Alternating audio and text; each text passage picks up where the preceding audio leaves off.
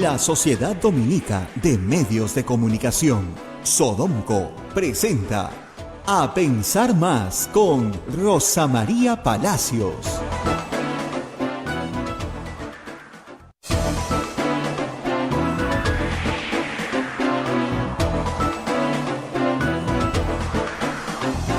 Señoras, señores, muy buenos días. Bienvenidos a Pensar Más con Rosa María Palacios a través de las emisoras de la Sociedad Dominica de Medios de Comunicación, Sodonco.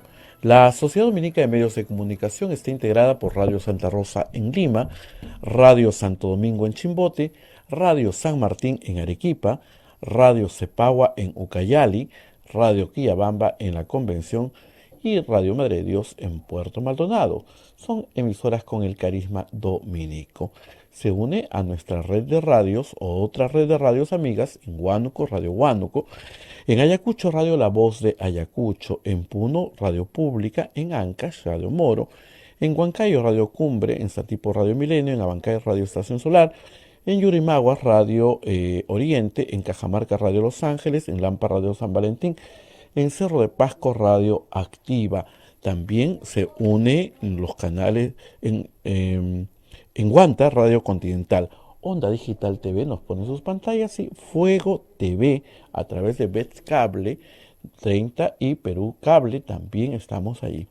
Todo esto, además, también tenemos a Emetagua, que nos pone en podcast en todo el Perú y el mundo. Todo esto para que usted esté bien informado. Además, también tenemos las plataformas móviles, el Facebook de Radio Santa Rosa, transmitiendo en directo, el Facebook de Radio Quillabamba, el canal de YouTube de Radio Santa Rosa. Para servirlo a usted, nuestra página web www.radiosantarosa.com.pe.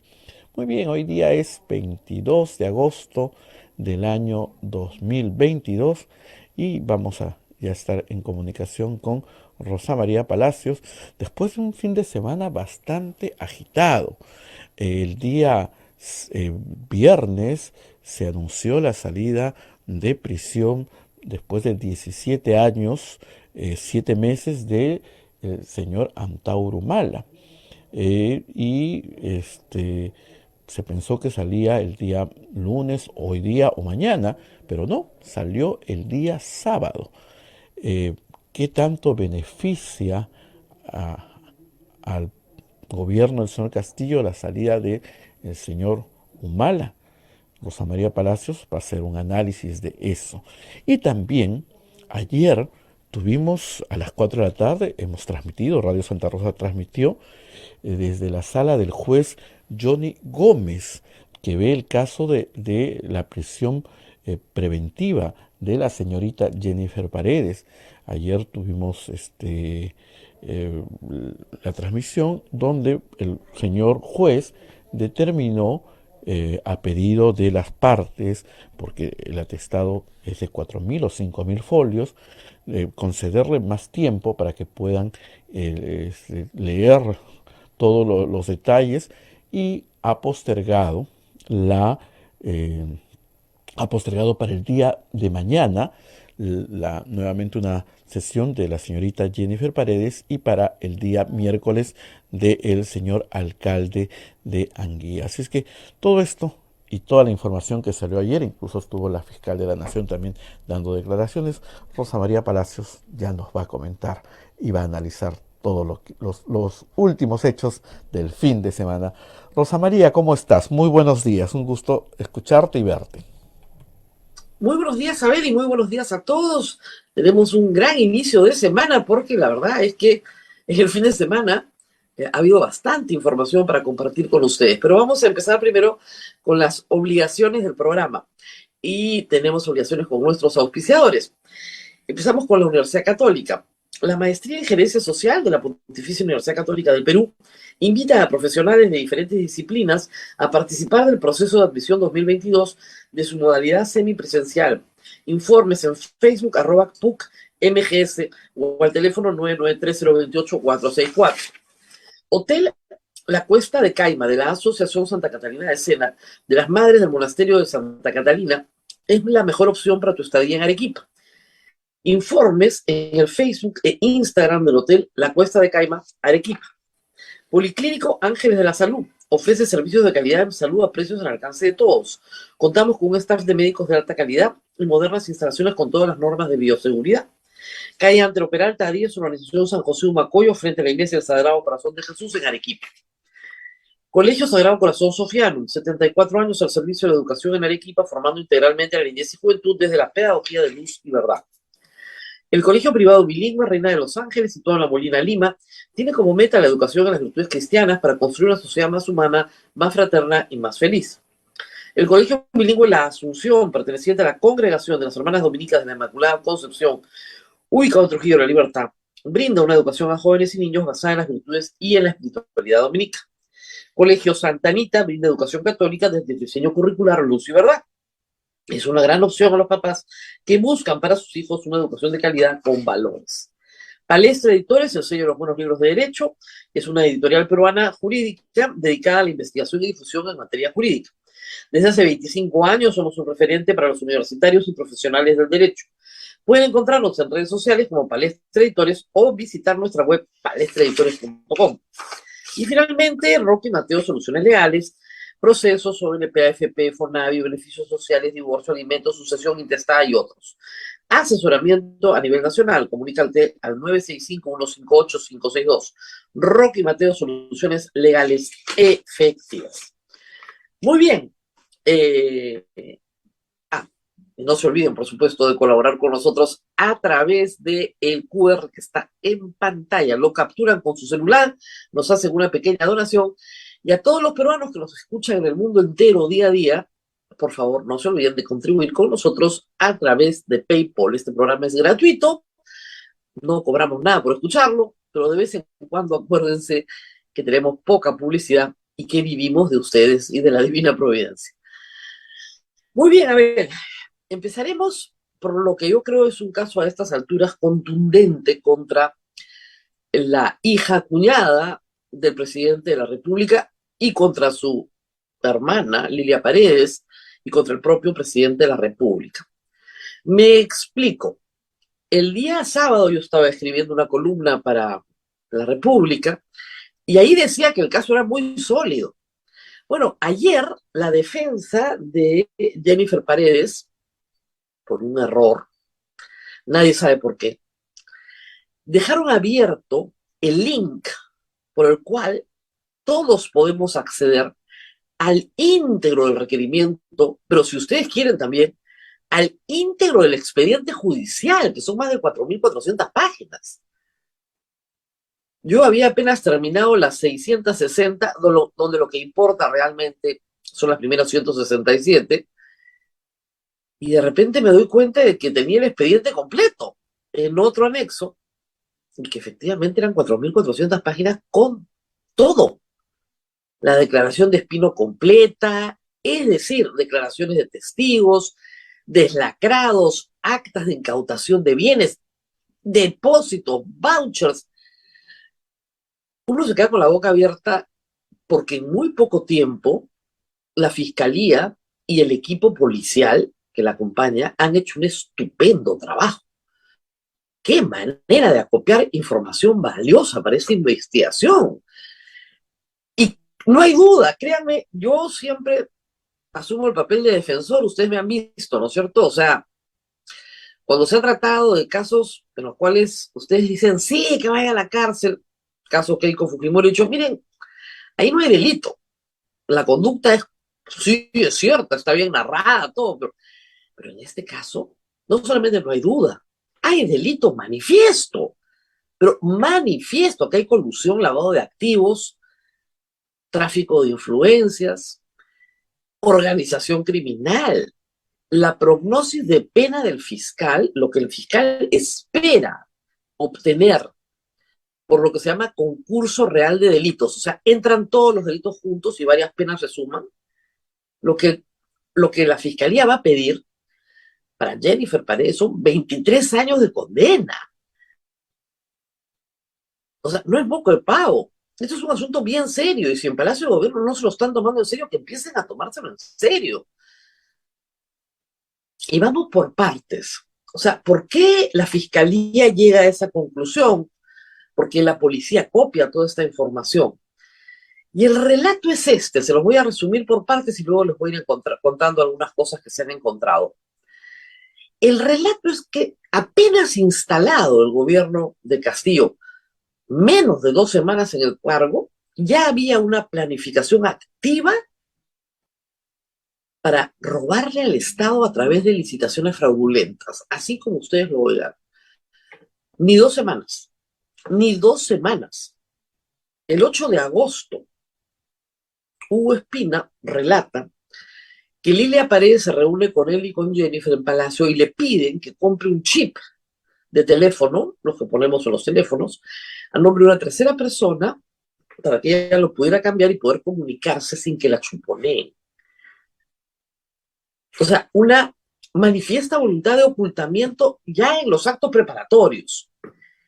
Y luego, el papel de Jennifer Paredes, que tiene que enfrentar mañana su audiencia de prisión preventiva, es la de lobista. Hugo Espino en realidad es un testaferro que ha confesado todo. Es una cara con una empresa creada por él y su hermana, dos en realidad, para hacer las caras, nada más. La plata es para otros. Jennifer Paredes está acreditado, viaja y se reúne, no solo con el alcalde de Andía o el alcalde de Chadín en Cajamarca, va a buscar al alcalde de Chachapoyas, amigo de su madre, que le entrega 40,000 soles. Tienen acreditados los viajes, tienen acreditados la presencia de Jennifer Paredes en varios puntos del país. Pero además, la policía hizo un allanamiento en la casa de Jennifer Paredes, en Cajamarca. ¿Se acuerdan ustedes que dijeron por qué la buscan ahí? Bueno, de ahí sacaron una maleta de cosas. Entre ellas, 14 sellos, 2 de ellos de jueces de paz, pero de tenientes gobernadores y de comités de rondas. Ella tiene todos los sellos. ¿Por qué? Colecciona sellos, va a decir Benji Espinosa. Porque es para falsificar documentos, pues, para acreditar que tienen consenso de la población para determinadas obras o para solicitarlo. Es impresionante. Jennifer Paredes además se acredita claramente que acumula un conjunto de depósitos por más de 90,000 soles a diferentes personas de la organización, entre ellas su propia hermana, otra hermana, sobrinos, amigos, hace préstamos a amigos, pero desaparece los 90,000 soles. Incluso manda una cantidad pequeña a su propia cuenta. Estos 90,000 soles son los que en parte reciben de las coimas recibidas de los alcaldes, sobre todo el alcalde de Chachapoyas. Luego hay otros 90,000 soles, o casualidad, que recibe Hugo Espino de los hermanos de la señora Lilia Paredes. ¿Para qué le dan 90,000 soles? Para que haga los expedientes, para que contrate lo que tiene que contratar y haga los expedientes. Entonces, Hugo Espino sí hacía los expedientes, pero ya estaba todo acordado con los alcaldes y todo acordado con el presidente de la República y con Heiner Alvarado. Heiner Alvarado es clave en todo esto. Yo no sé cómo sigue siendo ministro a esta hora, discúlpenme, ¿no? El Congreso no va a hacer nada.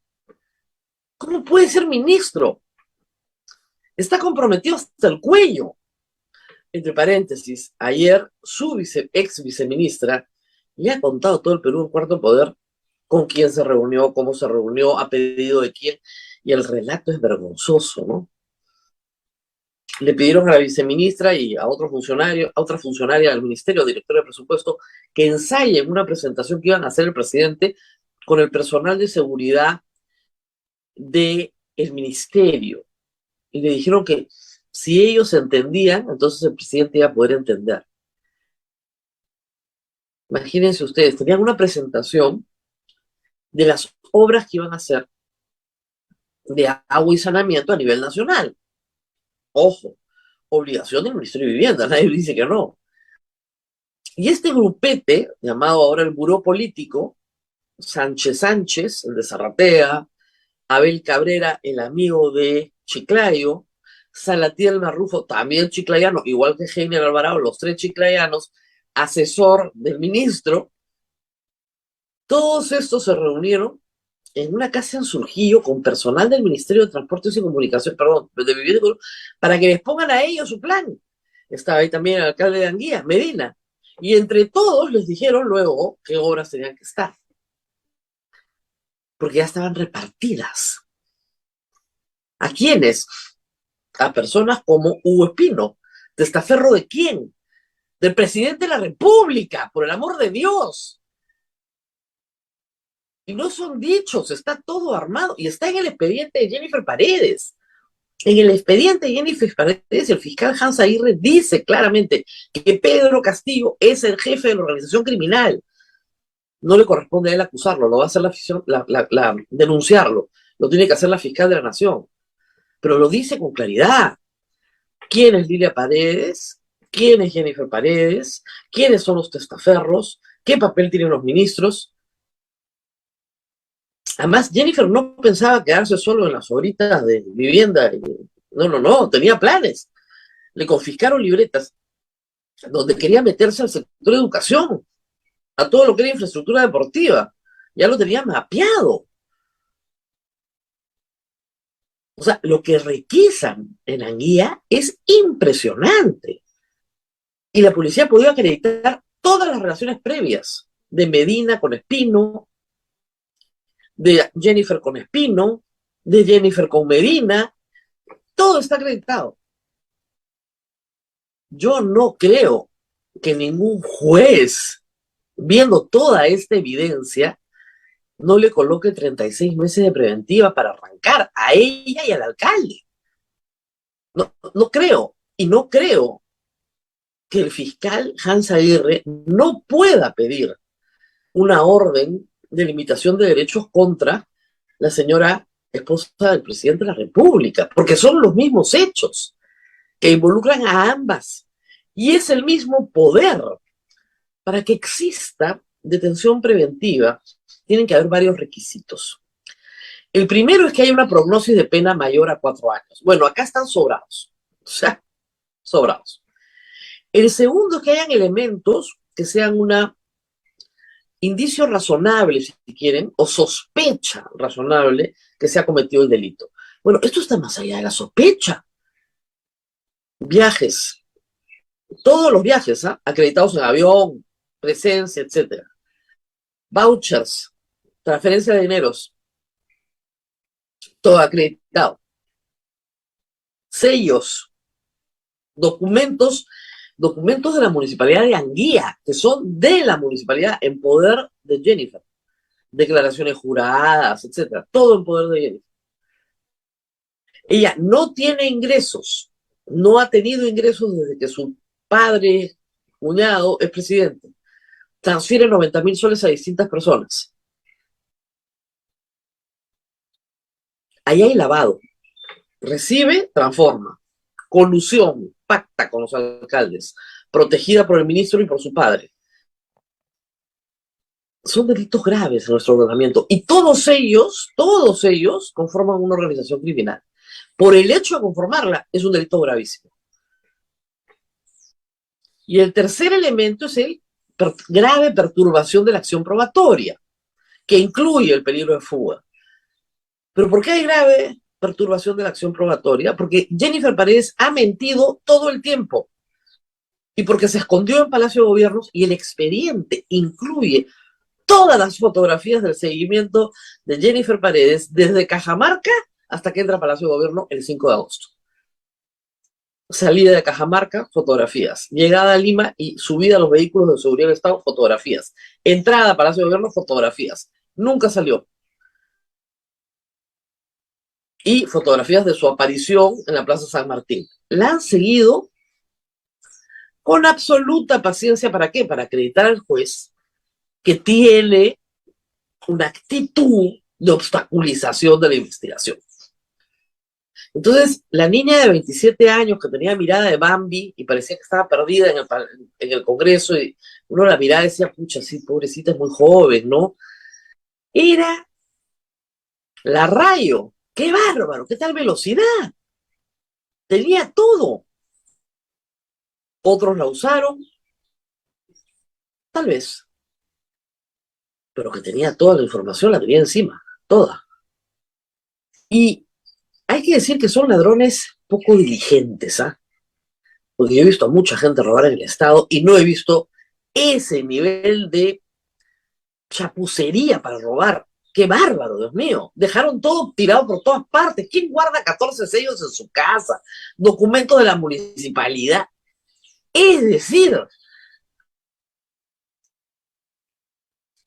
Espino declaró que ya le dio 200.000 soles al alcalde de Anguía, por si acaso.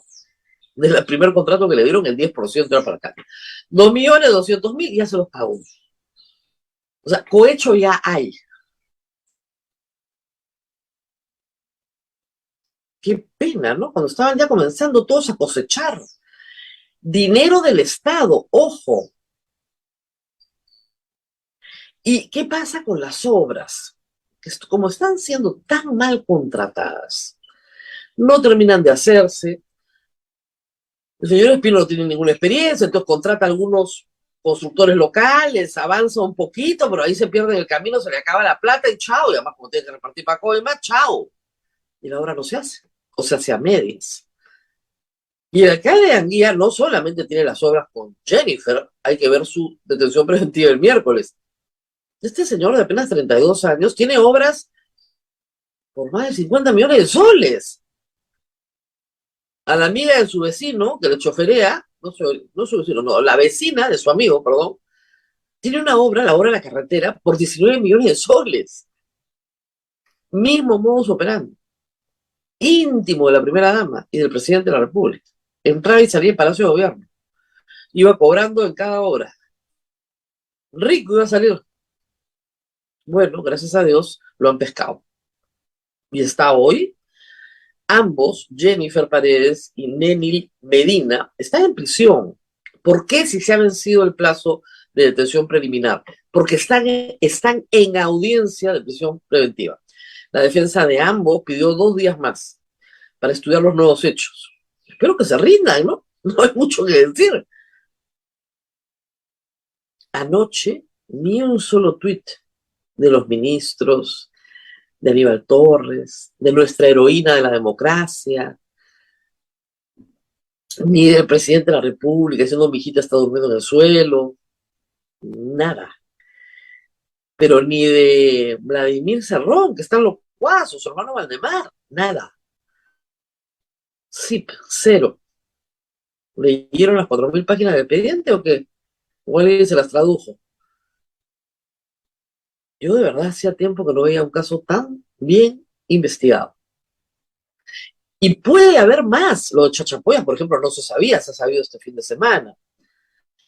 La señora Natalia Alcántara, una trabajadora de la Municipalidad de Anguía, que supuestamente era la presidenta del Comité de Adjudicación de la Obra de Saneamiento, ya ha acreditado plenamente que le han falsificado su firma. Y que entre Medina y Espino le ofrecieron 20, 40, 50.000 soles, le dijeron, lo que tú quieras, por firmar. Y ella dijo que no.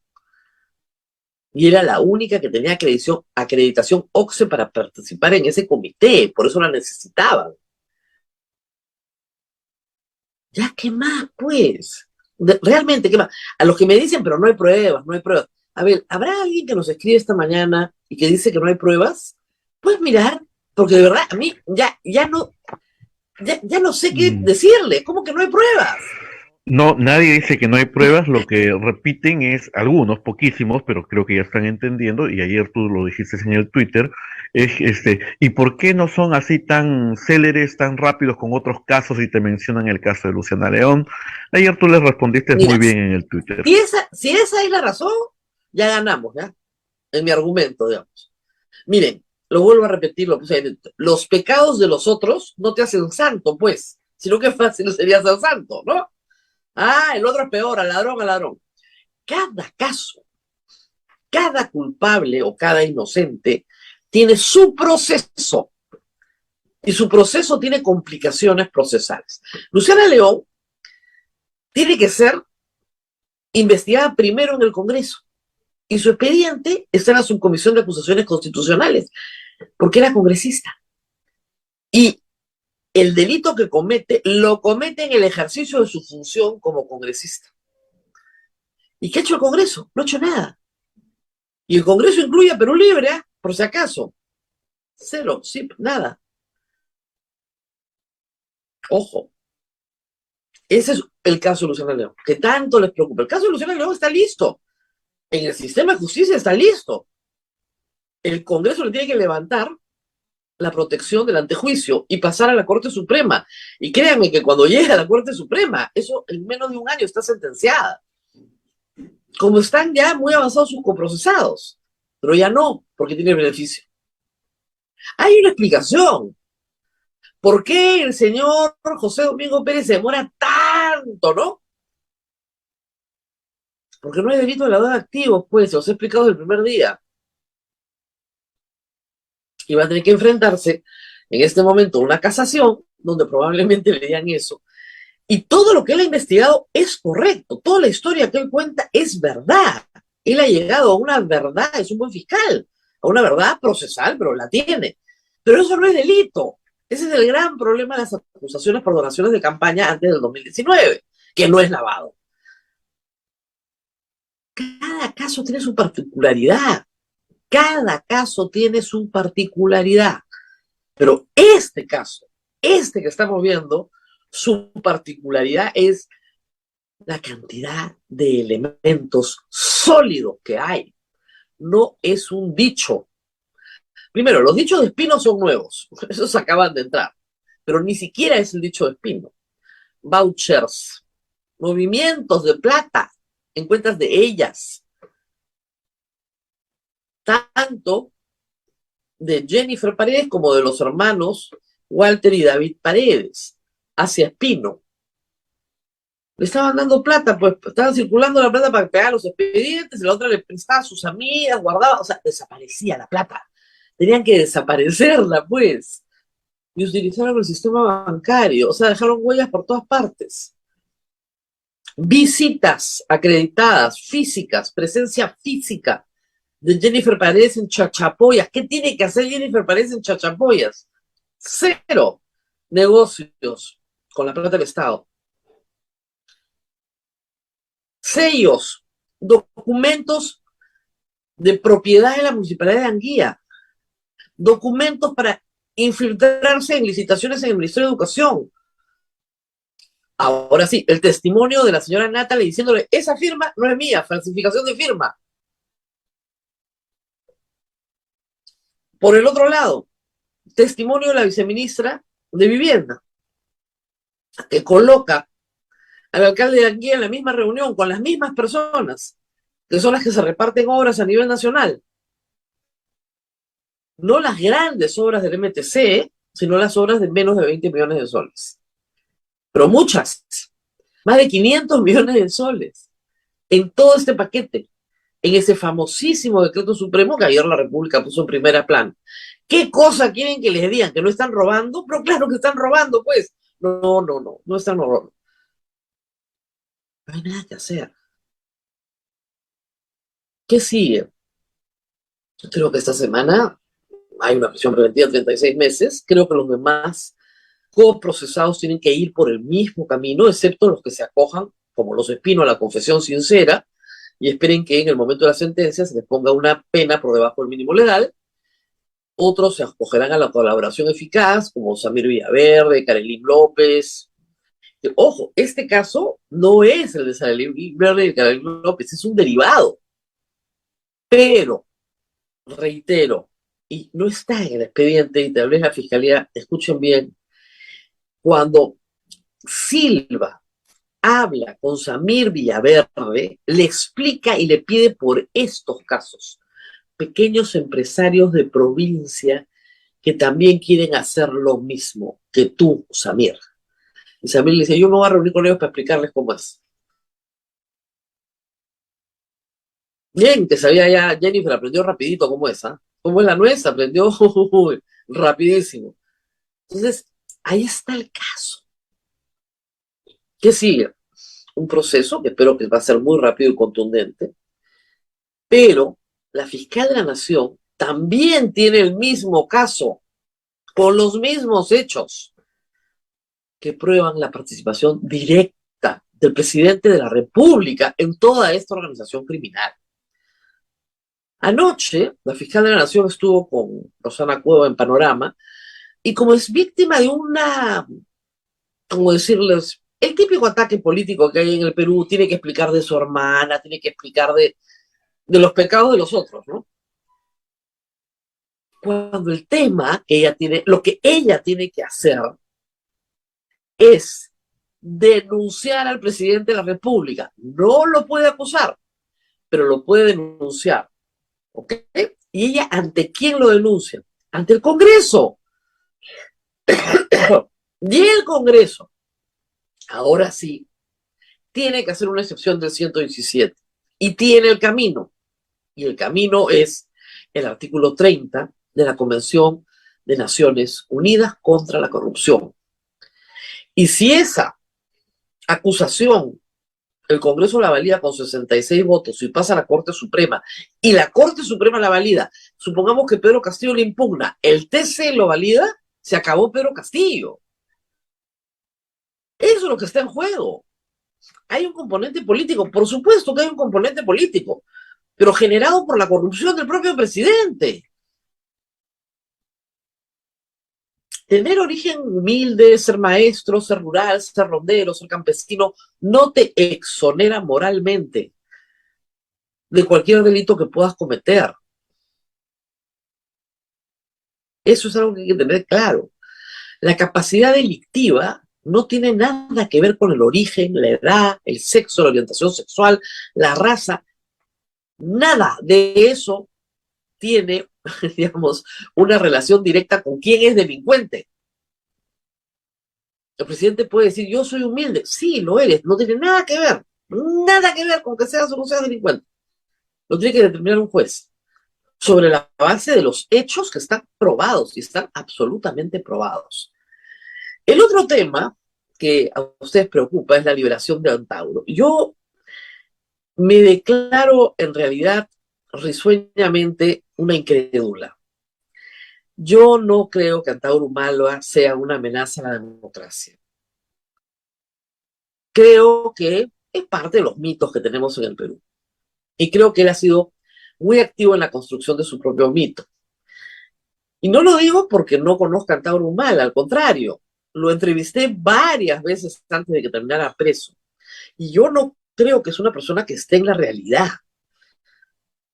Y durante sus años de cárcel he podido leer lo que escribe, porque sí ha escrito, ¿eh? Eso sí es verdad, ha escrito un montón. Tengo un libro de entrevistas de él que cuando quieran les leo, les he leído alguna vez en este programa algunas páginas. Anoche lo releía. Es increíble, pero de verdad es increíble. Nadie en su sano juicio puede creer que este señor, pues, es como dicen los gente de las redes, el Kraken, ¿no? Que sueltan para que ataque. No, papito, no, no es así. Este no es Mandela tampoco, ¿eh? Por si acaso. No es Nelson Mandela, ¿ya? Este es un asesino de policías que se fue a la cárcel con una sentencia de 19 años. Era un poquito más al principio, se la bajaron, era 23, se la bajaron a 19, ¿ok? Ese es Antauro Humala, el hermano chiflado de Ollanta Humala, eso lo sabíamos todos. Gran generador de titulares. Eso sí, ayer Marcos Cifuentes lo decía en su columna, es impresionante. Yo, pues, se me fue la luz acá, perdón. Es impresionante la cantidad de titulares que puede generar Antauro Humala. Usted sienta media hora con él. Bueno, como yo no me lo tomo en serio, me río, pues. Pero hay gente que sí se lo toma en serio. Nuestro amigo Virgilio Acuña se lo toma súper en serio.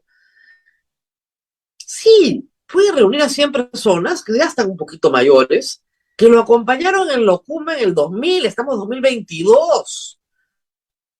Ya están un poquito gordos y viejos para estar haciendo la revolución. Y la ideología de Antauro Humala es indefinible, no me pidan eso. O sea, eso sería, pues, a ver, una tarea de ciencia política en la maestría de la Católica. Defina usted el pensamiento político de Antauro Humala. Chumba, ¿cómo hacemos eso? No encaja en ninguna cajita. Porque por un lado es un tirano. Ah, un tirano. Utiliza la esvástica, no la esvástica, no, el águila dorada, ¿no? Y los símbolos del nacionalsocialismo hitleriano. Por otro lado, quiere convertirnos a todos en mitimaes. Entonces tiene una cosa, por ejemplo, yo estoy transmitiendo desde Miraflores, él dice que esta zona es agrícolamente muy buena y no deberían haber casas en una zona agrícolamente buena. Es un disparate. Entonces, hay una lógica, ¿no? Sí, pues tiene toda razón. Nadie utiliza tierras agrícolas buenas para construir casas. No, sí, sí, sí. Entonces hay que mudar Lima, todo el Valle Central del Rímac, mudarlo, sacarlo y hacer que estos mitimaes modernos vivan en los cerros del desierto o en la sierra poco poblada, por orden del Estado, y nos darán a cada uno una unidad productiva pequeña para poder comer. Eso es lo que dice, ¿ya? Entonces, discúlpenme, ¿quién puede tomar en serio eso, pues? Sobre su liberación, miren, yo siempre, y eso es mi ignorancia, he sabido que hay una liberación judicial, o sea, le dice al juez, señor, ¿ya cumplió? Sí, ya cumplió. ¿Ya se resocializó? Sí, ya se resocializó. Que salga. Pero me han explicado este fin de semana que hay una liberación administrativa que se basa únicamente en el cómputo de los días cumplidos. Si los cumpliste, el INPI dice, el señor ya cumplió, sal. Y esa es la liberación que han utilizado. Pero miren, tarde o temprano, esta semana, la pasada o la próxima, el plazo se iba a vencer. Hay cosas que van a pasar. ¿Se acuerdan de Abimael Guzmán? Yo le decía, tarde o temprano se va a morir. Se murió, pues, porque no son inmortales. Tarde o temprano el plazo de una pena se cumple para todos. Tarde o temprano. Y tarde o temprano, oye, Tauro Humala iba a salir de la cárcel. Hoy o en 2 años iba a salir. Que el gobierno lo ha sacado, lo dudo. El gobierno tiene ahorita otros problemas. Y este loco salió a rajar del gobierno en la puerta del penal. Corrupto. Entonces, lo saluda, claro, lo saluda Vladimir Cerrón, ¿no? Que ha salido en una entrevista diciendo que odia a los caviares, pero ama a los fujimoristas. Ama a los fujimoristas, pero odia a los caviares. Ya entendí. En la lógica de Cerrón, los caviares en realidad son los socialdemócratas. Una aprista es un caviar para el señor Cerrón, un pepecista. Todos los partidos de centro tradicional del Perú, que se entiende, porque el APRA y el comunismo siempre fueron enemigos jurados, históricamente. Pero en todo caso, esta es la situación. Miren, que no los asusten con el cuco de Antauro. Ya asustaron a una generación con el cuco de Ollanta, cuando yo les decía, este señor no come niños, así que por favor tranquilícense todos. No me hacían mucho caso el 2006 y el 2011, y dice, pero pues que no comía niños, ¿no? Y en el caso de Antauro, tampoco, tampoco. Lo que vimos fue un hombre viejo, cansado, que ha utilizado la política para salir de la cárcel, y que dicho sea de paso, si lo dejan solo mucho rato, va a volver a cometer delito. ¿Por qué? Porque lo primero que hizo fue salir a la puerta del penal, agarrar un megáfono y hacer apología de su delito en Andahuayla. Dios mío, pobre abogado. Ha tenido varios problemas. Abogado, yo renuncio, pero no, Cholo, tienes que salir arrepentido. Tienes que salir arrepentido. No piensas, yo estoy feliz, voy a Andahuayla, no me arrepiento de nada. No, no. Tienes que salir arrepentido. No te vas de juerga. ¿Ok? Ojo. Pero en fin, veremos quién lo asesora. Y en todo caso, si hace apología del delito, va a cometer un delito. Y si comete un delito, vuelve a ir a la cárcel. Así que alguien que lo ayude al pobre hombre, que está realmente para que lo ayuden, ¿no? No para dirigir ninguna revolución. En fin, nos tenemos que ir a la pausa, ya nos está esperando Carlos Rivera. Yo he pedido que nos acompañe hoy porque necesito un abogado penalista a mi lado para explicar muchas cosas de las que hemos explicado y conversado esta mañana. Y me alegro mucho de que en el chat del programa que lee Abel mientras estamos al aire, ya no haya nadie que diga, ¿dónde están las pruebas? Porque pruebas hay, pero increíble la cantidad de pruebas que hay. Muy bien, vamos a la pausa y volvemos. Vamos a la pausa, Rosa María, agradeciendo a Palestra Editores, el sello de los buenos libros de derecho, una editorial jurídica peruana dedicada a la investigación y difusión en materia jurídica. Desde hace 25 años somos un referente para los profesores universitarios y profesionales del derecho. Pueden encontrarnos en redes sociales como Palestra Editores o visitar nuestra web palestraeditores.com. Y también agradecer a Roque Mateo Soluciones Legales en procesos de ONP, AFP, FONAVI, beneficios sociales, divorcios, alimentos, sucesión intestada u otros asesoramientos a nivel nacional. Comunícate al 965-158-562. Roque Mateo, soluciones legales y efectivas. Pausa y volvemos. Sodomco, Sociedad Dominica de Medios de Comunicación.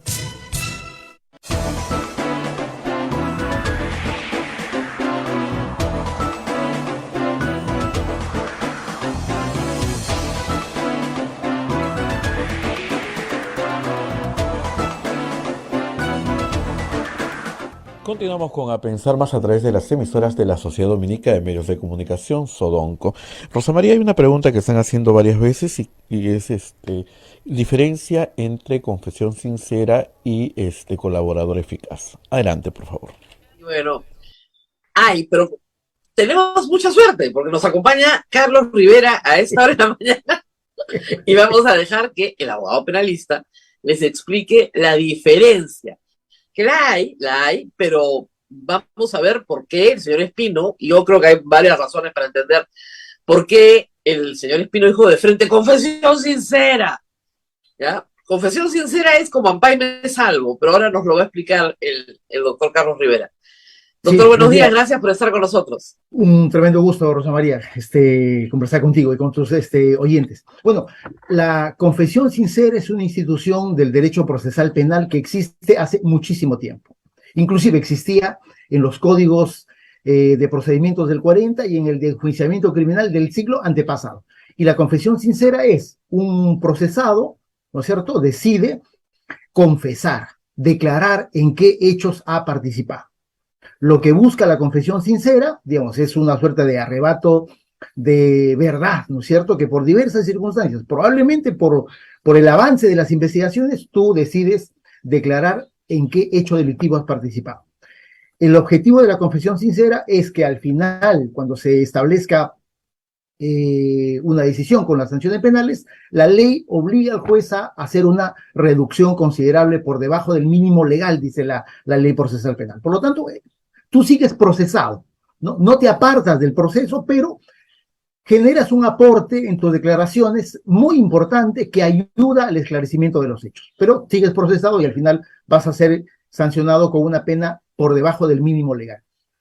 La figura de la colaboración eficaz es una figura más reciente, en realidad. Se incorpora en el Código Penal de 1991 con los llamados arrepentidos. En realidad no es una figura que funciona adecuadamente, pero con el pasar de los años 90 y con el incremento de los hecho, arrepentidos de Sendero Luminoso, el asunto va tomando cuerpo y se va creando una legislación penal referida a los delitos de terrorismo, en donde sí efectivamente funcionaba la delación a otros militantes, otros dirigentes. Y eso toma mucho más cuerpo, ya no solamente para casos de terrorismo, sino como parte de una legislación procesal general. A partir del año 2001, con los juicios anticorrupción, se crea una legislación especial que se ha ido incorporando a toda la normativa procesal penal. Y el colaborador eficaz ya es un procedimiento de carácter especial. El colaborador especial, para comenzar, ya es un procedimiento de carácter reservado, no tanto así que se supone que le otorgan clave secreta al colaborador, y el colaborador inicia un procedimiento con el fiscal. Ya no es un procedimiento estrictamente judicial, sino que inicia un procedimiento a nivel de la investigación del Ministerio Público, ¿no? Y la idea es la misma, digamos, brindo información. la que conozca de mis hechos delictivos o la que conozca de hechos delictivos de terceros, que de hecho deberían haber estado comprendidos en la misma investigación penal en la que yo estoy involucrado. Y el procedimiento es muy concreto, es decir, yo brindo información, brindo documentos o brindo cualquier otro elemento válido que sirva para corroborar esa información. Y el siguiente paso es de que el Ministerio Público tiene que desarrollar en el tiempo necesario un procedimiento de corroboración de la información. Y el objetivo de la colaboración eficaz es, dependiendo de la calidad, de la gravedad y de la importancia de la información, puedes obtener beneficios que la ley establece.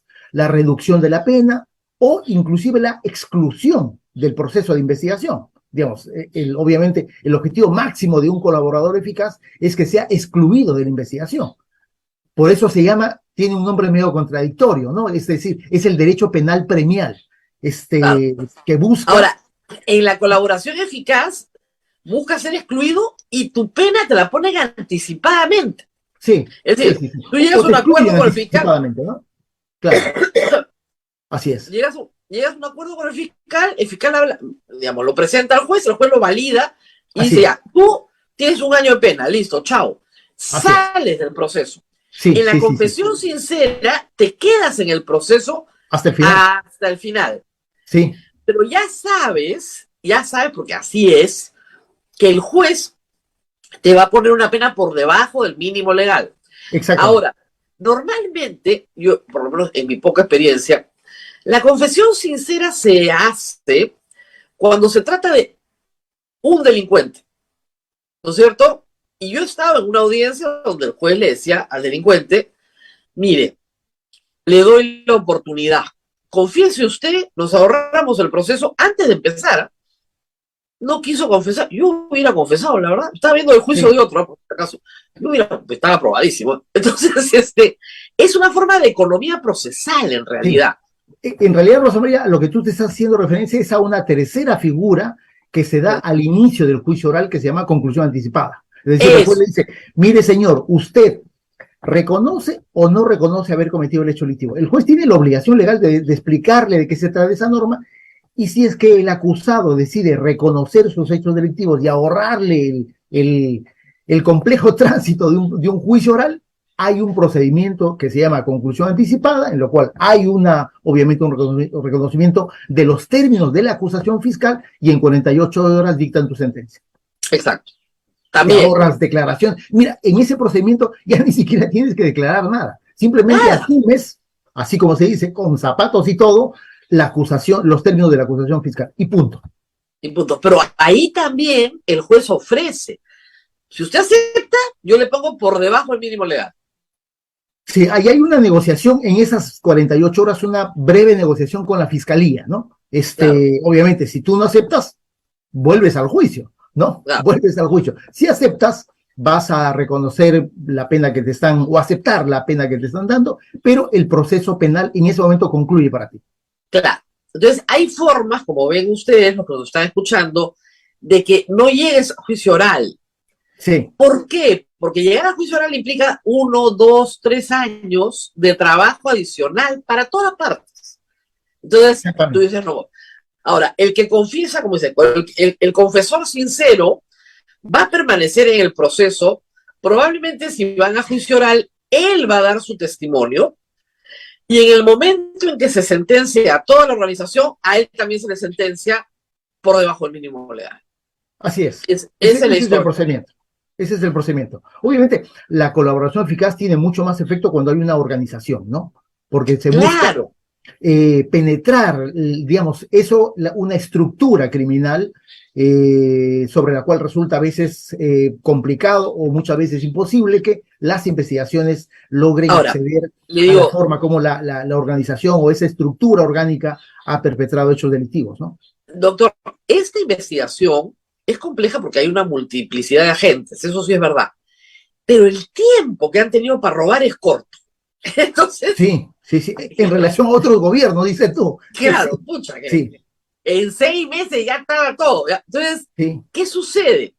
Que por ese lado la investigación puede ser más rápida. Eso es lo que yo presumo. Y antes de los 36 meses, a pesar de que el fiscal dice que pueden ser más, podríamos estar yendo a juicio oral en realidad.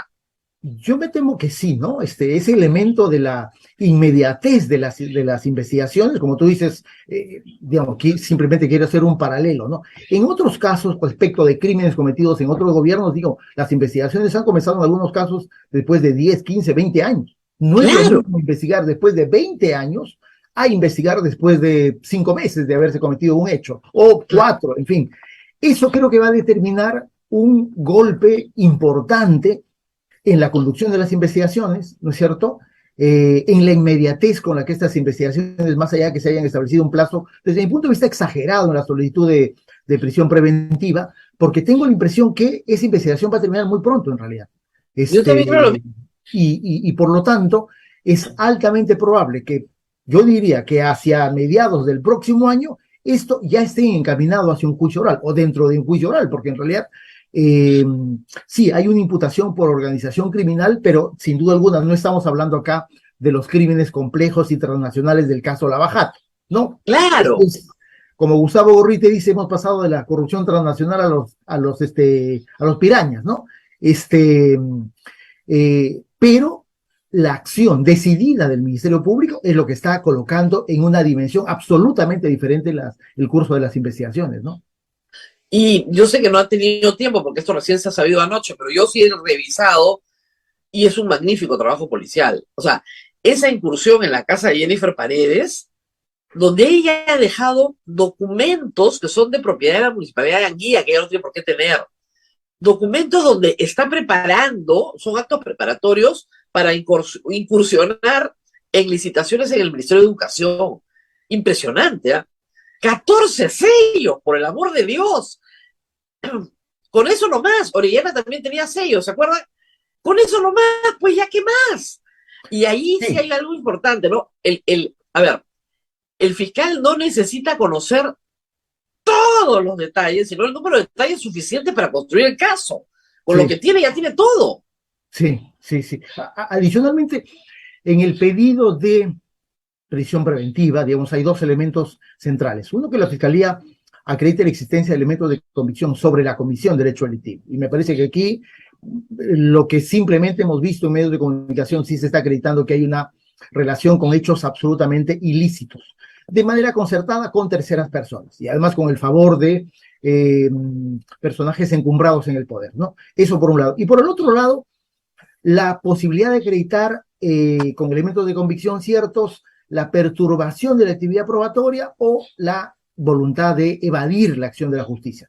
Me parece que en ambos casos hay algunos elementos de verdad importantes, no solamente el que no se le encuentre un domicilio cierto, que se busque, se la haya buscado en Palacio de Gobierno y exista la evidencia hasta este momento de que se desarrollaron actos para ayudarla a evadir la detención preliminar.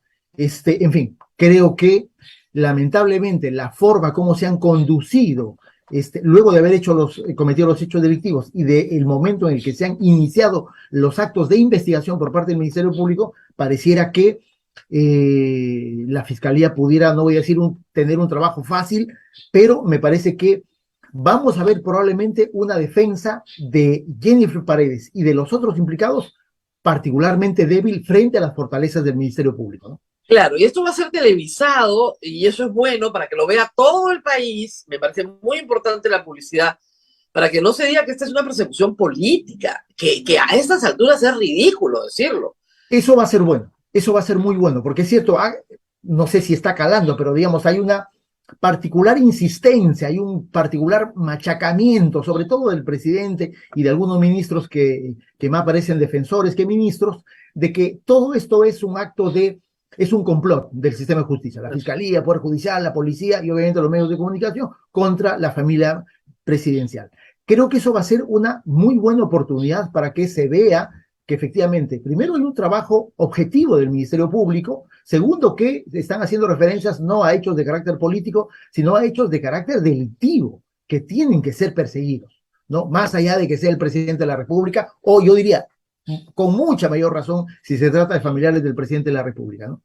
Ahora, esto tiene una consecuencia directa. En el petitorio del fiscal, en la organización criminal, se describe claramente los actores de la organización y se coloca al presidente de la República como jefe de la organización criminal. Está ya en el requerimiento de prisión preventiva. Mira, es evidente que el fiscal Hansa Isla no lo puede acusar. Capaz hemos normalizado, ¿no? Pero yo me Claro. imagino que en cualquier país del mundo que acusen al presidente en funciones de ser el jefe de una organización, mira, yo supongo que es como para, no sé, no termino yo de Yo asimilar. tampoco termino de entender. ¿Ya? Sí, Pero es bueno, impresionante lo que vivimos. el país está anestesiado, creo yo, pero en fin, está ahí, está claro. Pero es la fiscal de la Nación la única que puede investigar al presidente de la República. De hecho, ya hay una investigación que tiene que concluir, no puede pasar a la etapa de investigación preparatoria, es lo que me han explicado, pero concluye en la preliminar con una denuncia ante el Congreso. Hasta ahí va a llegar la fiscal de la Nación.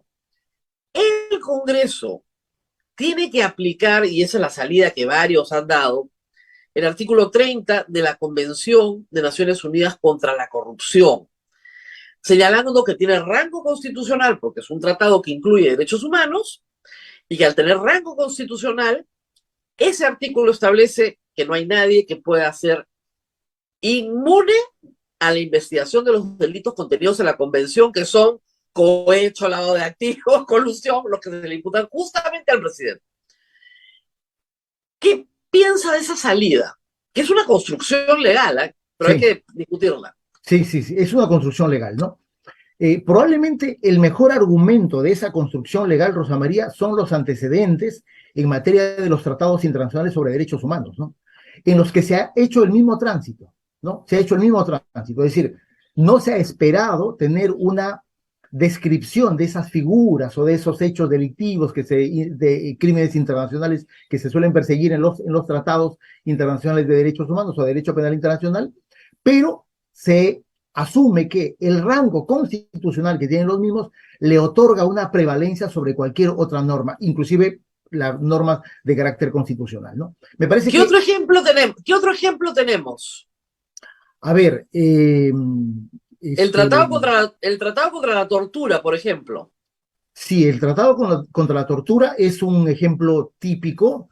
El tratado, los tratados sobre desaparición forzada de personas, ¿no es cierto? También, las consideraciones que en algunos casos se han emitido sobre crímenes de violación sexual, también. Es decir, ahí ha habido un tránsito, yo diría, en realidad, en todos los casos que he podido ver y que conozco, un tránsito bastante fructífero. En realidad, ahí se ha terminado de imponer un criterio de justicia de que el derecho internacional es parte del derecho interno, ¿no es cierto?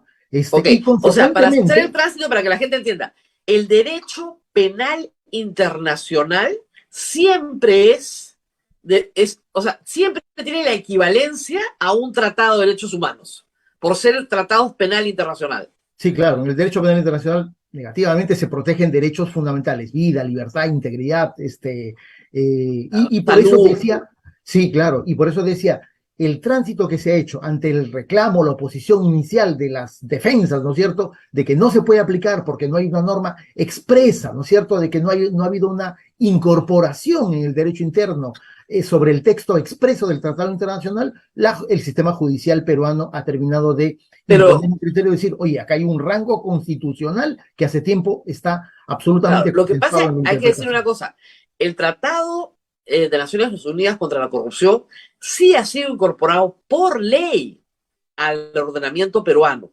Con mucha mayor razón, ¿no? Claro, lo que hay es que darle rango de tratado de derechos humanos. ¿Por qué? Para aplicar la cuarta disposición transitoria de la Constitución, que establece que esos tratados en particular tienen rango constitucional. Sí. Esa es la Ahora, historia. hay un antecedente, Rosa María, te debes acordar, en el caso Beto Curi, ¿no? Ocurrió algo parecido.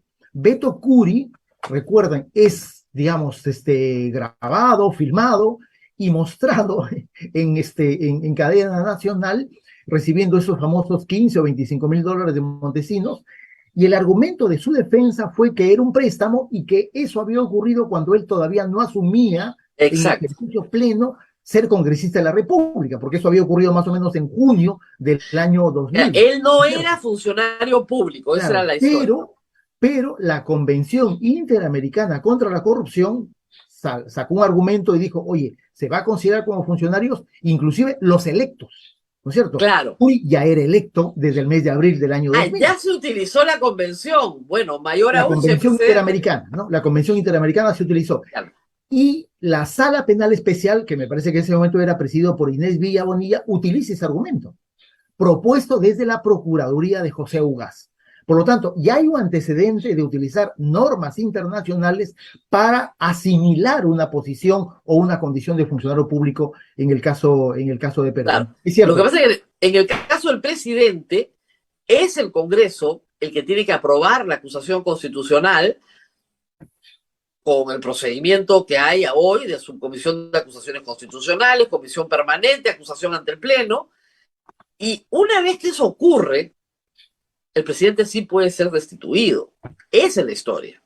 Sí. Entonces, claro, imagínense habrá ustedes... que ver cuál es la decisión del Congreso, ¿no? En realidad es un reto interesante, pero creo que sí tiene una base de derecho internacional y antecedentes, no los mismos, pero digamos, los antecedentes no tienen por qué ser idénticos, pero sí deben dar una pista de interpretación de cómo se asimila normas internacionales. Claro, porque no podemos llegar al absurdo de tener a todos los cuñados del presidente presos, o sea, a los 4 involucrados, ¿no es cierto?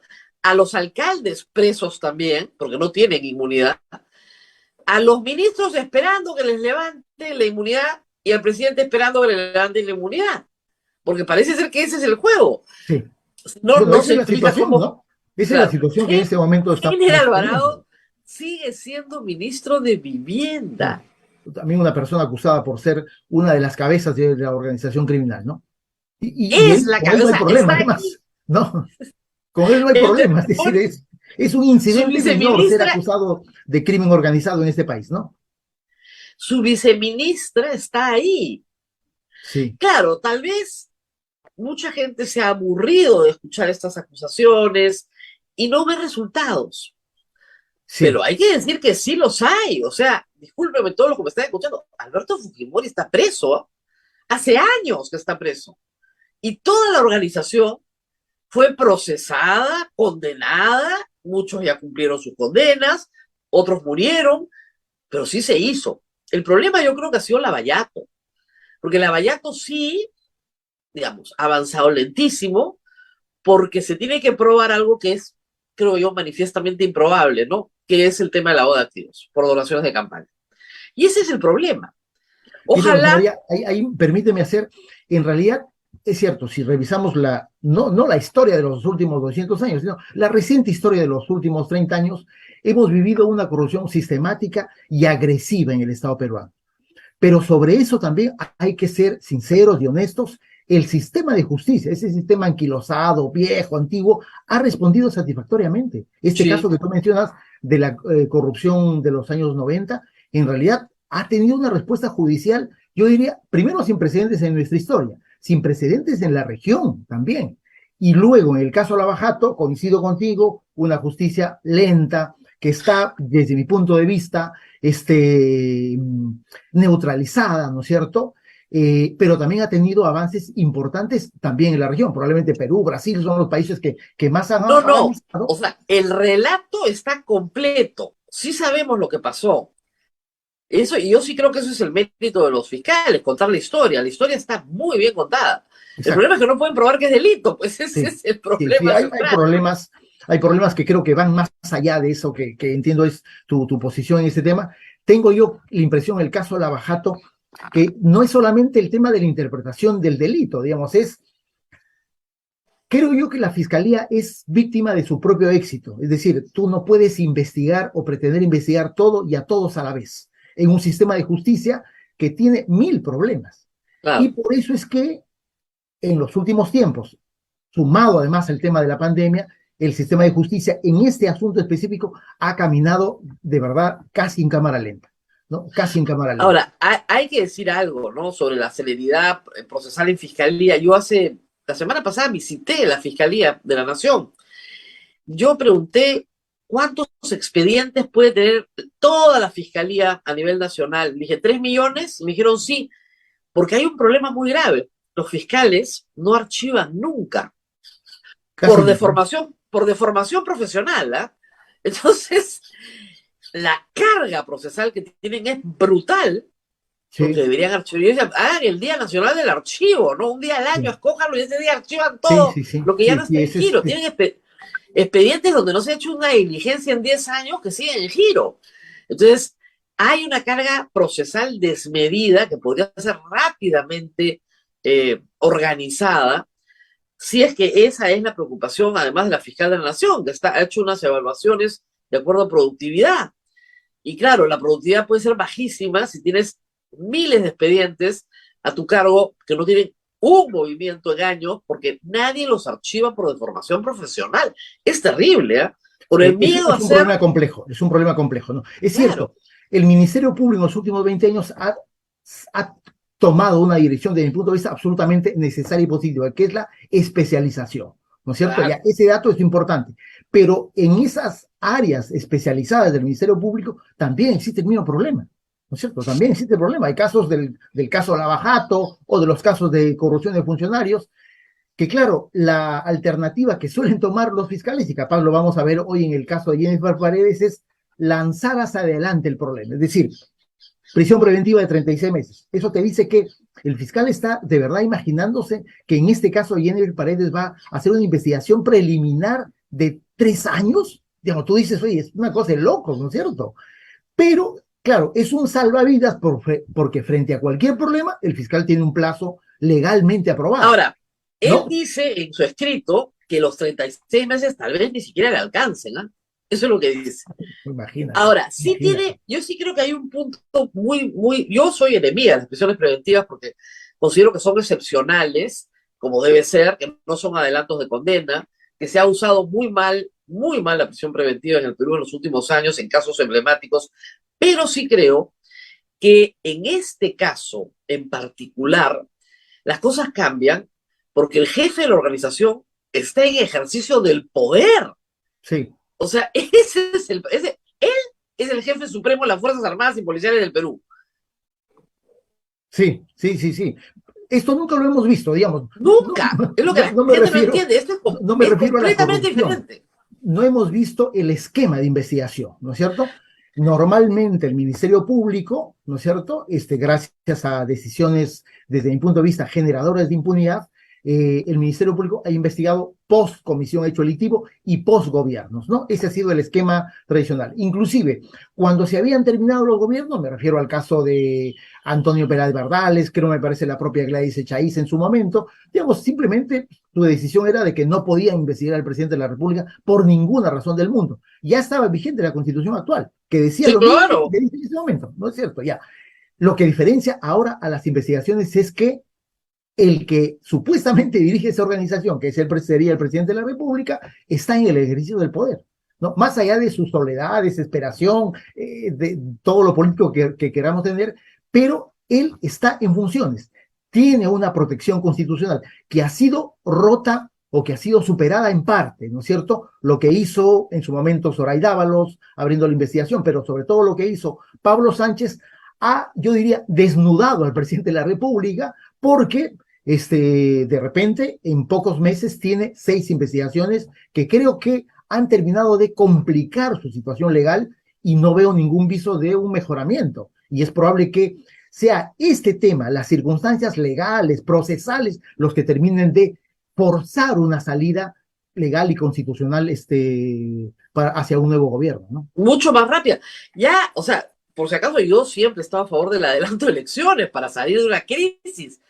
Pero no vamos a necesitar de repente un adelanto de elecciones porque el presidente se va. Vamos a necesitar un adelanto, vamos a necesitar unas elecciones, sí, claro que vamos a necesitar unas elecciones, pero porque el presidente se va, o sea, esa es otra Sí, historia, ¿no? sí, sí, sí. Es Ahora, el tema legal el que creo que ahora va a marcar el futuro inmediato del presidente de la República, ¿no? por eso es bueno tener 3 poderes del Estado y no solo 2, ¿ah? Sí, por supuesto, por supuesto, por Esa supuesto. es la Creo que gran ahora diferencia. vemos la importancia de esa suerte de pesos y contrapesos en un sistema democrático, ¿no? Sin duda alguna, digamos, no puedes tener dos, porque claro, entre dos la cosa no solamente complicada, digo complicada en el sentido de que si cae uno, empoderas de manera absoluta al otro, y eso en realidad no corresponde, ¿no? Ahora, vamos al tema de Antauro, que no lo puedo dejar pasar. He escuchado explicaciones y me han dicho que sí, que puede parecer extraño. Normalmente la discusión de escarcelamiento es judicial, pero Sí. hay un camino administrativo, que es el que ha Sí. seguido la defensa de Antauro, y está bien escarcelado. Ahora, tarde o temprano iba a salir, porque no hay plazo que Sí. no se cumpla, ¿no? Exacto. Yo quería preguntarle sobre la apología del delito. O sea, no se ha arrepentido de nada, lo ha dicho, no me arrepiento de nada en la protesta penal.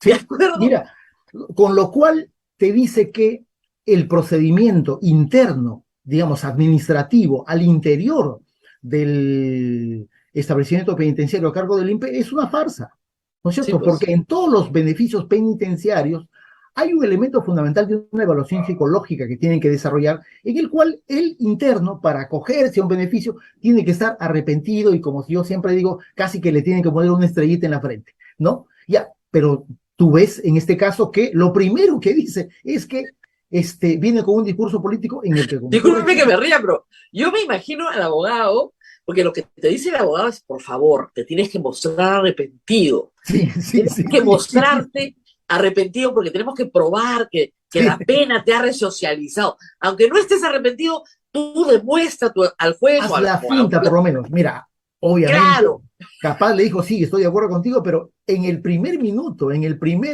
cruzó la puerta. fogonazo del discurso, el tipo al rayo con el arrepentimiento, ¿no? Mira, yo también coincido, hay que recordar que en el caso de Antauro Humala, él fue condenado inicialmente a 25 años por la comisión de varios hechos delictivos: rebelión, secuestro, asesinato, ¿ok?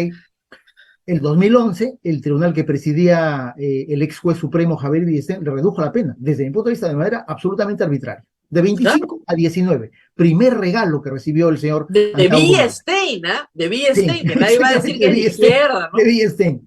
Y luego, este tema de los beneficios, hay que tener en cuenta una cosa que ha dicho el Tribunal Constitucional ya hace mucho tiempo. Los beneficios son esos, son beneficios, no son derechos.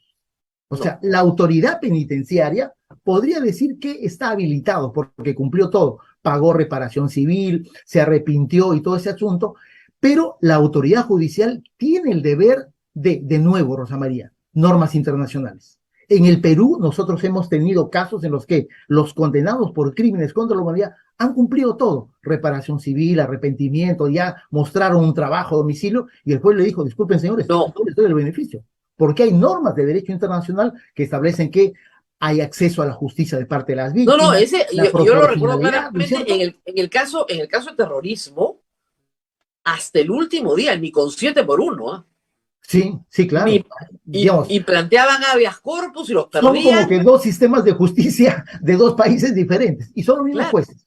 O sea, a lo que voy es, puede que haya normas legales que te digan que la liberación de Humala es estrictamente legal, pero el orden jurídico interno no solamente es el Código de Ejecución Penal y el reglamento del Código de Ejecución Penal. Hay normas de derecho internacional que los jueces podrían aplicar sin ningún problema y decirle, disculpe, señor Humala, no, pero doctor, no acá el problema es que ni siquiera ha habido un juez.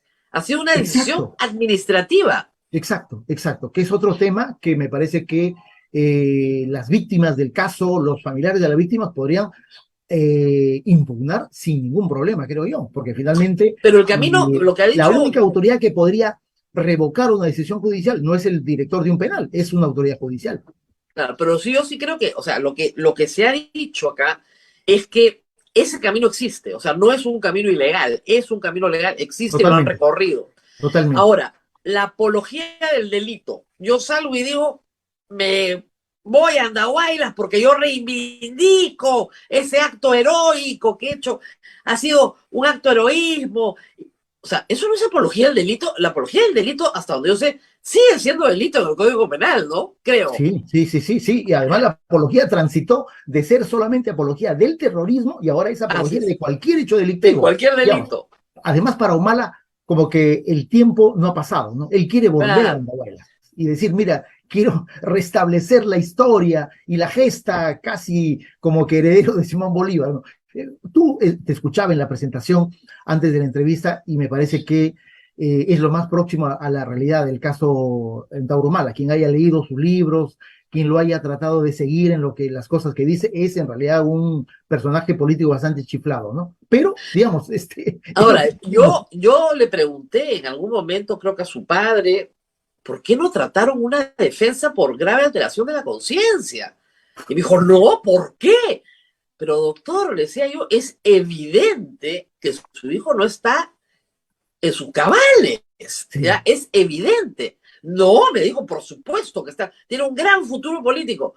Uy, Dios mío, dije yo, Sí. si lo hubieran realmente trabajado así, hubiera estado en libertad en un establecimiento, seguramente con terapia, etcétera, pero, o sea, el señor tiene un problema de grave alteración de la conciencia. ¿Cómo va a ser el Recordemos, líder de Rosa una María, la revolución? conducta personal que tuvo durante el juicio oral, ¿no? Claro, Sí, corría, porque ¿se se acuerdan? Se echaba en tiraba las en el bancas, piso, creaba... se presentaba con el sombrero en botas y Sí, en sí, en bikini, pijama, se es tiraba decir, en la banca, no, gritaba en la reja.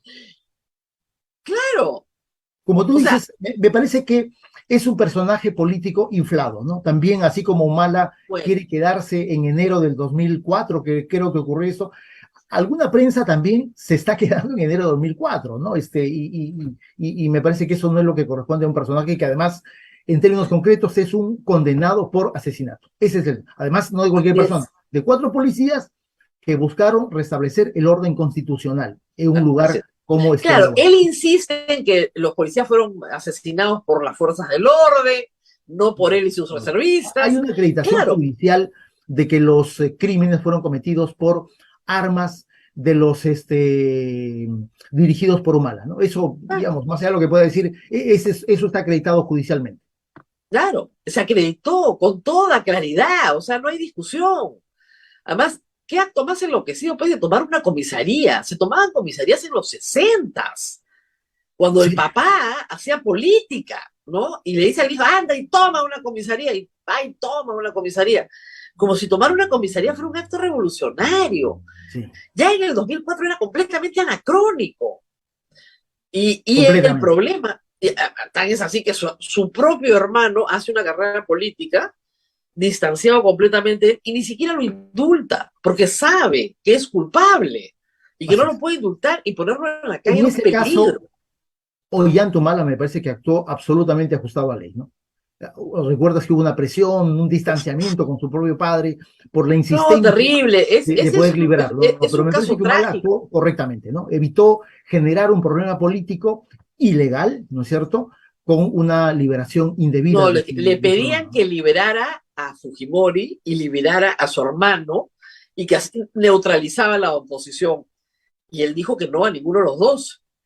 Y Sí, yo me consta, porque conozco la historia de primera mano, que su madre se le arrodilló llorando y él le tuvo que decir que no. Y eso es un hecho trágico para cualquier ser humano, es una cosa tremenda. Le tuvo sí. que O decir que sea, hay que no, no entender las puedo. circunstancias, ¿no es cierto?, de la familia que entiende que tienes todo el poder político y legal de hacerlo y tú decides no hacerlo, ¿no? O Me sea, parece que es un gesto correcto de Ollantumala, ¿no? Tanto en el caso de su claro, hermano como en el caso de Fujimori también, ¿no? Recordemos. claro, pensó más como estadista que como hermano. Y Sí, respondió como estadista. Esa es la gran diferencia. En cambio, tenemos a Pedro Castillo, que su sí, cuñada, su hermana, sí, sí, se sí, sí. reparten las obras. Sí, es otra historia, ¿no? Es otra historia. Claro, sería el colmo. Imagínense ustedes, pues, que Jennifer parece a sentenciar rápidamente, ¿no? Su hermana también. Y el presidente sigue, el presidente, no te preocupes, mamita, que te sentencien, mamá, yo te indulto. En la primera Navidad sales. Mira, ojalá que no lleguemos a esa circunstancia, Rosa María. Pero Ojalá que ya no lleguemos a esa circunstancia, ¿no? es el colmo, es el colmo, ¿se dan cuenta? Por eso es que no puede ser presidente, porque él tiene la potestad y como son delitos de corrupción, lo puede indultar, pero no son crímenes de lesa humanidad, son delitos de Así es. corrupción. Sí, sí, No sí. lo puede indultar, ¿se dan Sí. cuenta? No puede estar, no puede estar de presidente de la República mientras él y toda su organización van a la cárcel. Dios mío, porque imagínense que todos, ¿ah? ahorita están, ¿qué hacemos? ¿Qué hacemos? ¿Qué hacemos? Ya, condena adelantada. Señor, me allano a todo y que me condene el juez hoy, por inmediatez, porque hay esa posibilidad también. Condena adelantada por inmediatez. Entonces nos condenan a todos a la casa, toditos los hermanos Paredes van a la casa. Y el presidente los indulta pues la próxima semana. Mira, es cierto que en el Perú podría ocurrir cualquier cosa, pero ojalá que no enfrentemos un escenario de esa naturaleza, ¿no? Se me acaba de ocurrir, no les estoy dando idea, pero de verdad que es lo más rápido que se me ocurre. ¿Qué hacemos para que los indultes antes de que te vayas? Espero que no lleguemos a una circunstancia de esa naturaleza, no sería terrible, ¿no? Pero digo, ya lo que estamos viviendo, sin necesariamente llegar al escenario que tú estás dibujando, Rosa María, pero ya lo que tenemos es, digamos, lo suficientemente grave, y no pareciera que existe un camino de solución. No me refiero a lo político, sino me refiero a lo legal. Solución en el sentido de un mejoramiento de las condiciones procesales del presidente, yo no veo, sinceramente. No veo. Yo, al contrario, creo que el camino del día a día va a ser de un empeoramiento de esa situación legal. ¿Por qué razón? Porque, claro, la gente va a comenzar a hablar, ¿no es cierto? Va a comenzar a hablar y, por lo tanto, la Fiscalía va a tener mayores elementos de información para imputarle, no sé si los mismos, pero capaz nuevos delitos o para claro, porque miren, corroborar la información que tiene, ¿no? Hasta ahora es evidente que esta organización criminal ha trabajado, por lo menos la que representa Jennifer, en Chadín, en Anguía y en Chachapoyas. Eso está ya acreditado con viajes, presencia, todo. Probablemente Cajatambo, donde está también Espino. Pero ¿qué pasa si se presentan 10 alcaldes más diciendo, a mí también me vino a buscar? Y es posible. Y cada día más, a mí también, pero acá también pasó, pero acá también vino. Y se van a ir presentando en la medida en que no quieran tener problemas, porque de repente, digamos, el alcalde de Chachapoyas está metido en un problemón, dicho sea de paso, le deben estar abriendo procesos esta semana, ¿ya? Porque le dan 40.000 soles de coima a Jennifer Paredes. Parte de los 90.000 soles que ella lava, distribuyéndolo entre parientes y amigos, son 40.000 soles de Chachapoyas. Está todo acreditado, o sea, todo esto han seguido la plata y es clarísimo. De repente se presentan más alcaldes distritales, de repente. Eso es lo único que va a conseguir el presidente, más alcaldes distritales contando la historia de la hermana. Probablemente esa sea la circunstancia. A eso me refiero, en que creo que el escenario está absolutamente configurado para un empeoramiento de las condiciones legales del presidente de la República. Y él ahora, menos su defensa, van a poder evitarlo. Muy bien, doctor, no sé si tenemos alguna pregunta, Abel, antes de irnos. Rosa María, te permito. Rosa María. Me acaban de llamar para un informe oral. No, importantísimo. Los defendidos son primero. Muchísimas gracias a Carlos Rivero por haber estado esta mañana. A ti, Rosa María, por la oportunidad. Un gusto de conversar nuevamente sobre tu asunto. Entre por Zoom a su diligencia. Muy bien. Nosotros contarles que en este instante, este instante no, pero se anuncia que Lilia Paredes entregaría pasaporte al Ministerio Público. Bueno, no va a servir de mucho, de verdad. Si han leído el expediente, no creo que vaya a servir de mucho. Y un abogado defensor honesto tiene que sentarse con Jennifer Paredes, tiene que sentarse con Lilia Paredes y explicarles la gravedad de su situación. O no se las están explicando claramente, o ellas no están entendiendo, pero con lo que hay, los 23 años que pide el fiscal, están acreditados, Ahora, que un juez te ponga 23 años por corrupción en el Perú, probablemente sea una condena menor, ojo. Cuando hay concurso de delitos, acá las penas no suelen sumarse, sobre todo si son muy altas. Pero la mínima es 8, en varios delitos. O sea que no hay forma, de verdad, no hay forma que esto acabe bien para los familiares del presidente ni para el presidente, judicialmente, me refiero, no políticamente, judicialmente, no hay forma. Con lo que hay, y a todos los interesados, los links están colgados, yo ya me bajé todo el expediente, pero los links están colgados, los ha bajado casi todo el periodismo, o sea que antes de que los bajen, guárdenlos. Estamos hablando de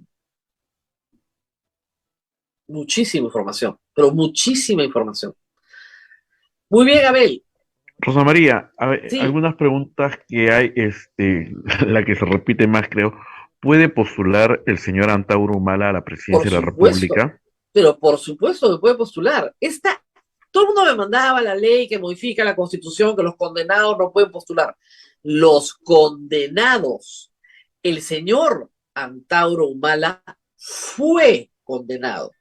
Lean el Código Penal, cuando uno sale de la cárcel, por lo menos lo que yo siempre he entendido, y purga su pena, pagas tu deuda, ya no tienes antecedentes penales. Has terminado.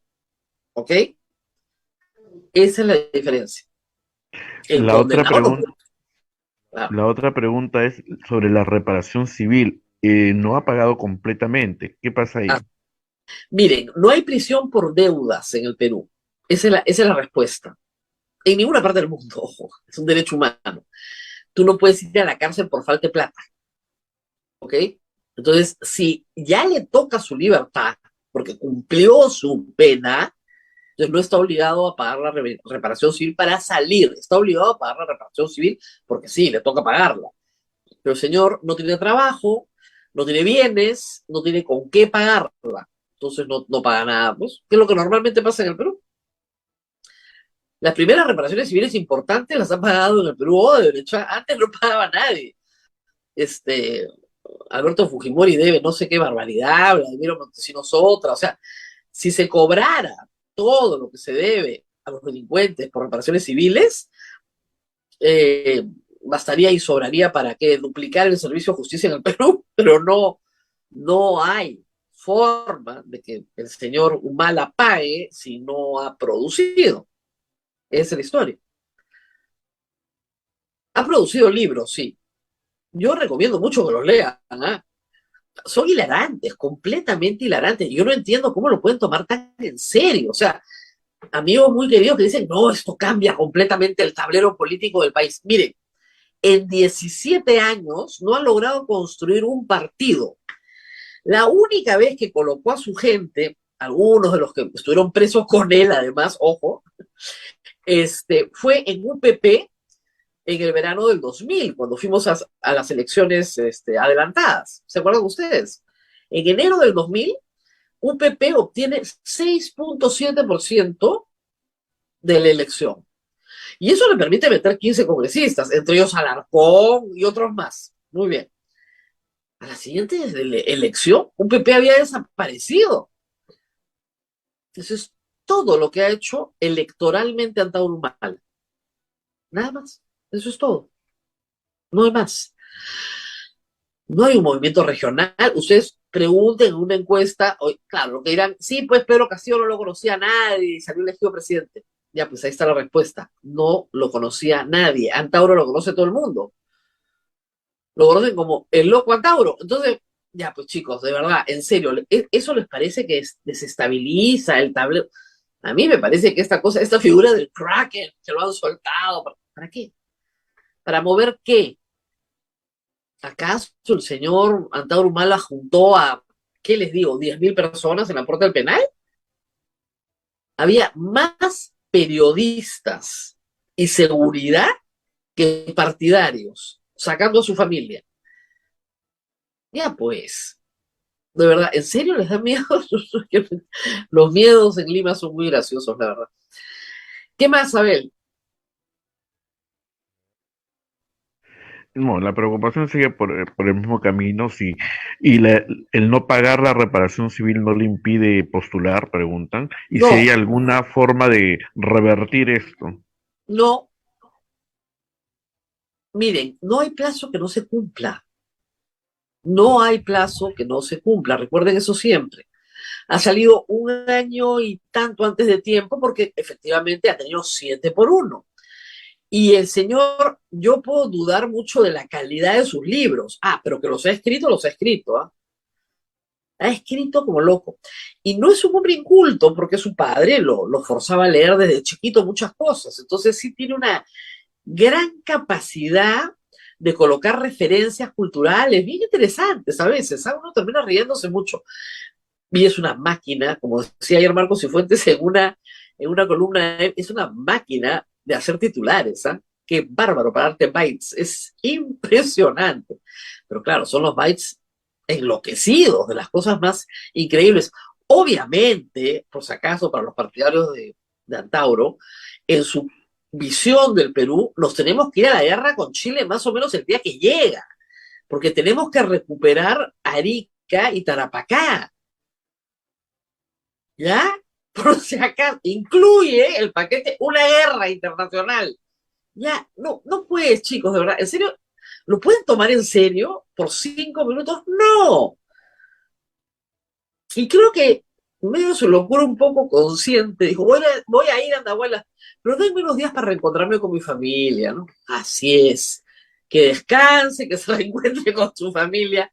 Y todos los que están alrededor de él como satélites viendo si lo lanzan a algo, realmente que se tranquilicen un poco y que entiendan además que Antauro Humala no tiene de aliado a nadie más de, ¿qué les digo? A veces horas, tal vez algunas semanas, pero no mucho más. Listo, Abel, nos tenemos que despedir ahora sí. Así es, Rosa María, nos despedimos hasta el día de mañana. Vamos a ver qué información sale hoy día para mañana compartirla con toda la audiencia. Muchísimas gracias, Rosa María. Cuídate mucho. Chao, chao. Hasta mañana. Chao, chao. Hasta mañana. Chao.